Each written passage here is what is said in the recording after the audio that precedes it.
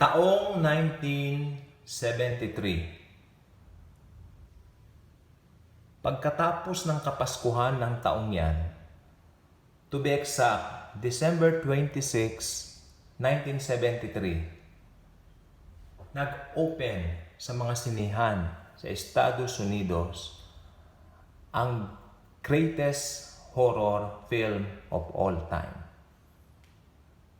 Or should I say the best horror film of all time, or pwede rin sabihin most horror film of all time, na pinamagatang The Exorcist. According po sa mga tao na nakasaksi po ng opening nito, sa mga sinihan po kung saan itinatanghal ang naturang pelikula, hindi po maipaliwanag kung bakit marami daw pong nahihilo, nagsusuka,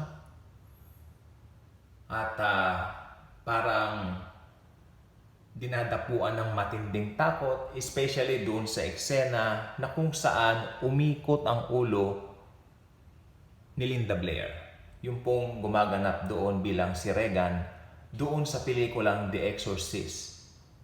Ito pong pelikula pong ito ay talaga pong naging blockbuster. Ang mga tao po ay pumipila ng milya-milya para lamang po masaksihan ang pelikulang ito. Subalit pagpunta nila sa mga sinihan, meron silang kakaibang nararamdaman sa kanilang mga katawan. Maybe dahil ito po ay first time na makita ng mga tao during that time. Sapagkat during that time, bibihira pong gumagawa ng mga ganitong klaseng pelikula. At ang pelikulang ito po ay nauugnay din sa mga series of mysterious deaths ng mga tao na kaugnay ng pelikulang ito.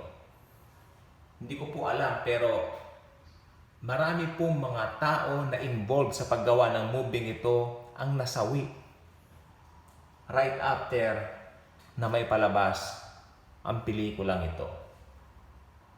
Kung gusto niyo pong makita po yan, tingnan niyo po sa YouTube yung istorya ng Exorcist. Kung bakit meron din pong isang sinasabi na after 10 years daw pong mapanood ang movie ito, meron daw pong mangyayaring masama doon sa mga nakapanood. Pero I thank the Lord sapagkat ilang beses na po namin itong inulit-ulit, subalit hanggang ngayon nandito pa rin po tayo. Ano po? Maaring magkahalong tinatawag na tension na rin, or dahil sa nung culture na yan, ay mga panahon na yan, ang culture po talaga ay mag-spread ng mga rumors tungkol po sa mga kakatwang mga pangyayari. Lalo na itong pelikula pong ito ay first time po na nagkaroon ng motion picture na ganyan po ang tema ng nakakatakot. Pero sa hindi po maipaliwanag na kadahilanan, sa panahon po natin ngayon, 2023, magsi-50 anyos na po ang movie ito. At ito po darating na October 6, mag-o-open po sa mga sinihan ang Exorcist the Believer. Ito po ay talaga po namang inaabangan din po ng nakararaming fan ng horror films, dapagkat yung gumanap po na nanay dito ni Regan ay muli nandito po sa pelikulang ito. Hindi ko po alam kung paano po yung plot ng story, pero isa lang po ang alam ko. Ito po ay inaabangan sapagkat after 50 years, nananatili at mananatiling ang pinaka-best horror film of all time ay walang iba kundi ang The Exorcist ni Linda Blair na ipinalabas noong taong 1973. Meron pong something daw sa movie nito na talaga po namang demonic o diabolic. Okay, sa iba naman entertainment lang, pero nakalagay po kasi sa aklat ng Bible, sa Bible po nakalagay, kung ano ang tama, kung ano ang nakabubuti, doon tayo mag-stay. I'm not saying na wag niyo itong panoorin. Ako pinanood ko po yung Exorcist, pero ang purpose ko po kasi mapanood kung paano po sinasabi nilang ito ang pinaka-nakakatakot na movie of all time. Bilang believer ng Panginoong Jesucristo, hindi na po tayo tatalaban ng mga sumpa sapagkat nakalagay po sa Galatia 3:20 na o Galatia should I say, Galatia 3:13, no? Na lahat ng sumpa ay kinuha na po ng Panginoong Kristo sa kanyang katawan nung siya po ay nakabayubay sa cross. So ngayon, tayo mga believers, nagpa-practice din po tayo ng exorcism. Ang inyo pong lingkod ay nakasaksi po ng exorcism ng isang bata na sinasaniban ng dyablo. At nung una po may kaba ako, pero ilan po kasi kaming punta roon sa bata. Yung bata po kung ano-ano po ang sinasabi, kung ano-ano po. Hindi naman po umabot doon sa bumubula ang bibig, hindi naman po. Pero makikita mong possess yung bata sapagkat yung bata po ay ayaw magsalita, hindi makausap. Talagang kakaiba. Kakaiba ang ikinikilos. Kaya ang dyablo na si Satanas po talaga, itong panahon pong ito, lalo na po sa panahon natin ngayon, ay mas lalo siyang aktibo para linlangin ang buong sangkatauhan sa mga bagay na ganito. The devil is real. Kung meron ng magandang mensahe yung Exorcist movie, ay yung The Devil is Real.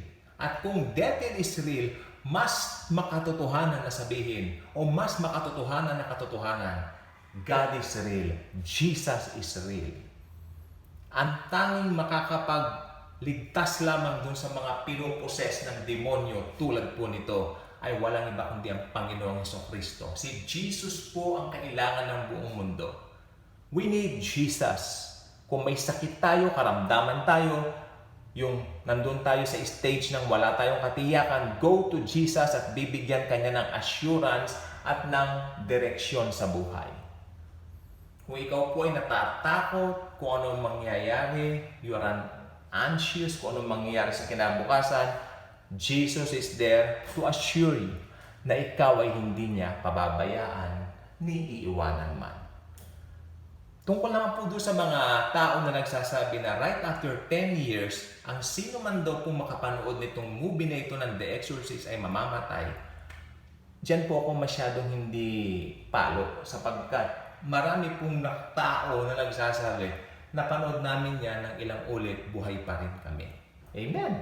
Dahil ang protection po ni Jesus nasa mga mananampalataya. If you're a believer, maski 100 ulit mong panoorin yung Exorcist na yan, hindi ka maaapektuhan. Pero kung hindi mo naman kailangan panoorin, bakit naman panoorin? Hindi po ba? Pero ito pong sasabihin ko, ang dyablo po ay totoo. He is real. Gumagawa siya sa lahat ng bagay. Pwede kanyang saktan, pwede kanyang paggising mo sa umaga, pabigatin ng iyong kalooban. Ilagay niya sa isip mo na magalit ka dito sa taong ito, sa taong ganyan. Dapat alam po natin, ang galit po ay hindi po dapat nananatili sa atin na malubugan ng araw. Dahil, sabi po ng Biblia, bago sana lumubog yung araw, kung may galit ka sa isang tao, ito yung mag-subside na. Kung galit ka, mag-subside na. At hayaan mo na ang pag-ibig ng Panginoong Kristo ang siyang mag-flow sa ating isipan at sa ating pong mga puso. Again, this coming October 6, 2023, i-open na po ang The Exorcist, The Believer. It's up to you if you're going to watch this film. But if you are a believer and want to watch this film, it's fine, it's okay. Pero tandaan po ninyo, alam po natin kung sino tayo sa Panginoong Kristo, mga anak tayong minamahal. At ang dyablo po ay takot sa atin, nangangatog, sapagkat we represent Jesus in all areas ng mga buhay natin. Again, I'm hoping natuto po kayo sa vlog na ito, nag-enjoy din po kayo at the same time at may mga natutunan kayong mga informations. Sapagkat ang mga ganito pong mga pelikula ay nasa inyo pong mga desisyon kung inyo pong panonoorin. That's why if you're not yet a subscriber of this channel, I invite you to do so.